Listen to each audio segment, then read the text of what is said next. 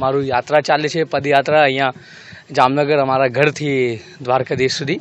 અને બસ આ બધાના આશીર્વાદ રહે અને શ્રીજી બાબા દ્વારકાધીશના બધા ઉપર કૃપા રહે, આ જ મારી પ્રાર્થના છે. અને અમે હમણાં પદયાત્રામાં 5 દિવસથી ચાલીએ છીએ અને 2-4 દિવસમાં પહોંચી જશું.